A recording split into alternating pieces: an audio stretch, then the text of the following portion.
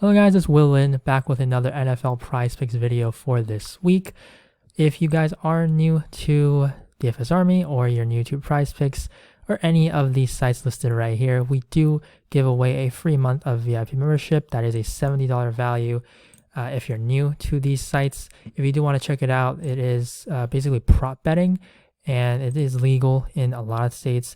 You basically just pick an over or under on a bunch of different props you can choose from, a lot of sports offered from all these sites. And we do have also a Discord where there are PrizePicks and Underdog channels where I do give picks, also answer questions. So if you guys want to join, check that out. We do have a free offer right here.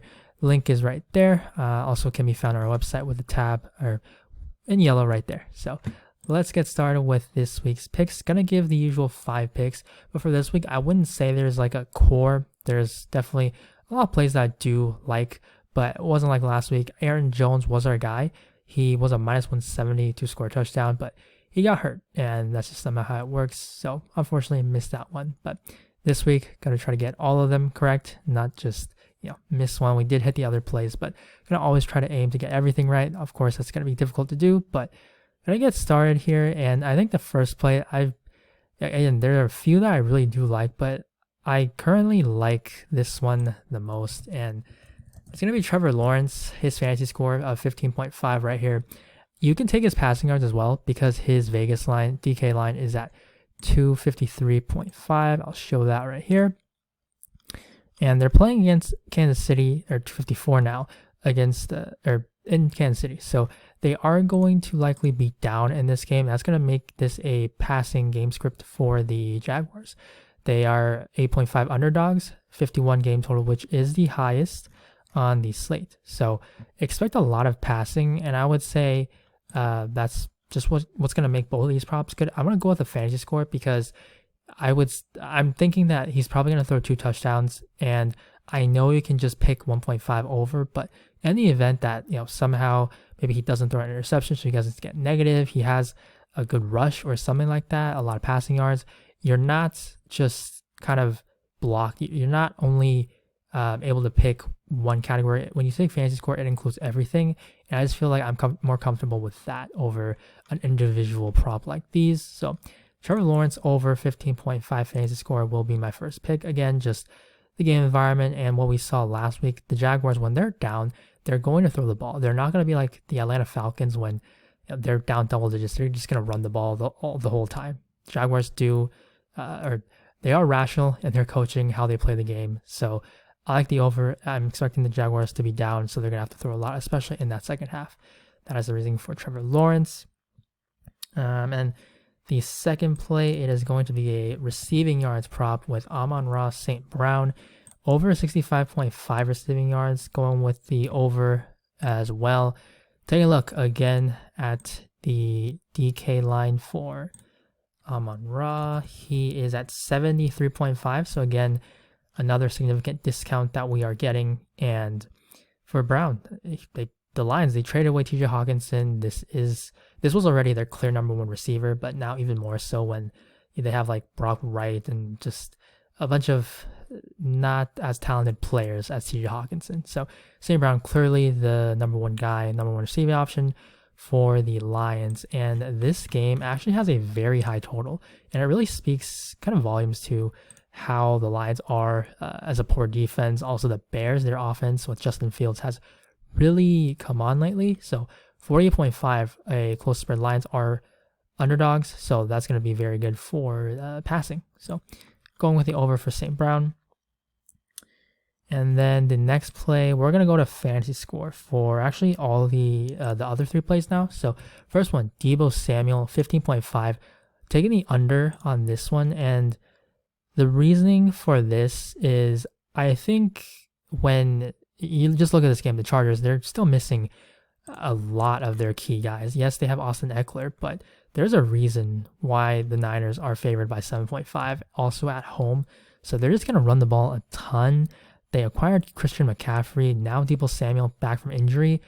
They're like CMC, his touchdown odds are nearly -200, and Deebo Samuel is only at a +135, which it's really not like the highest chance for Deebo. And that's because CMC is now on the team. even if Deebo Samuel were to get a touchdown, you look at his other lines, 4.5 receptions, 49.5 receiving yards. You do the math there. Like if we say we just give him 5 catches, that's basically 10 points. So he needs a touchdown pretty much to hit. Now, you could, because they did add these touchdown props, take the under on that, but you're also adding in another factor. So if you were to try to say, well, maybe DeAndre Carter or Gerald Everett somehow catch a touchdown, then you're kind of screwed that way. So I would just rather take the under for Deebo Samuel's fantasy score, 50.5. It's just too high, simply put. And when they're going to probably be in a run game script, going to be leading, there's really not going to be a lot of passing that's going to be taking place here. So that is Deebo Samuel under 15.5 as the third pick. And then the next one, familiar face here, Paris Campbell. 8.5, taking the under for him. And the Colts, they're still going to have Sam Ehlinger as their quarterback. And when they have Ehlinger, they just want to run the ball a ton. Now, that might not be really a choice if they're going to be down, like they're going to be forced to throw. But for how this offense is ran with Jonathan Taylor back, I just expect the Colts to have to run the ball or want to run the ball because they want to pretty much control clock, carry the possession as long as possible, and not give the Raiders offense a chance to score. So I think you're going to see a lot of rushes with Jonathan Taylor.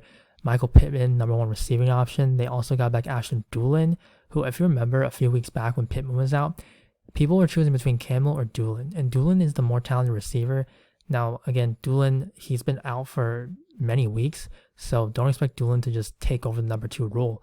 But those are going to be snaps where Dulin will get some targets, and Campbell, he probably not this week, but any target with a guy that doesn't really get a lot of volume is very important. So Campbell, 8.5, I don't really think he can get this. He probably needs a touchdown with the way his receiving yard prop is 25.5. He's basically at a 2.5 reception line. So similar thing. He's going to have to just exceed his receiving yard prop by a ton or catch a touchdown, which is pretty low odds.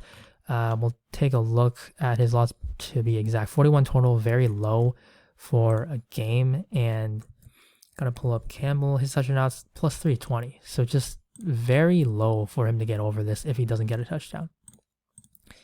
Now this next one, I do want to mention, it actually does not have a line officially in Vegas for, or lines for his receiving yards or receptions. But just looking at this, I feel like this is going to be too high, and his props are going to be like 40 yards with 4 catches. Something along those lines. And his touchdown odds right now, they're plus 380. So also very poor. And this will be under as well, because for Curtis Samuel, this is a very tough matchup for the Commanders against the Eagles. The Eagles the defense is very good against receivers. Terry McLaurin, number 1 guy, but they also are getting back Jahan Dotson. And Dotson is the number 2 guy. He has better touchdown odds. And that's what's really hurting Curtis Samuel, I would say, this week. And yes, they're going to be in a passing game script, but Antonio Gibson, J.D. McKissick, or Gibson rather, he's kind of taken the role, taking a lot more snaps lately. And I would say with this offense against this defense, yes, the game script favors it, but Curtis Samuel, McLaurin, now with Dotson back, it's just going to be also a similar situation to all of these guys. This is kind of how my thought process is for these fantasy scores, taking the unders on these players that it just seems like they can't get there if they don't get a touchdown. So that's the reasoning for Curtis Samuel. That's going to be the 5. Lawrence over 50.5, St. Brown 65.5 receiving yards over, and then 3 unders for fantasy score for Deebo, Campbell, and other Samuel Curtis. So that's going to be the 5 picks for this week of NFL. And if you guys are interested, again, check out the free offer that we do have if you're new.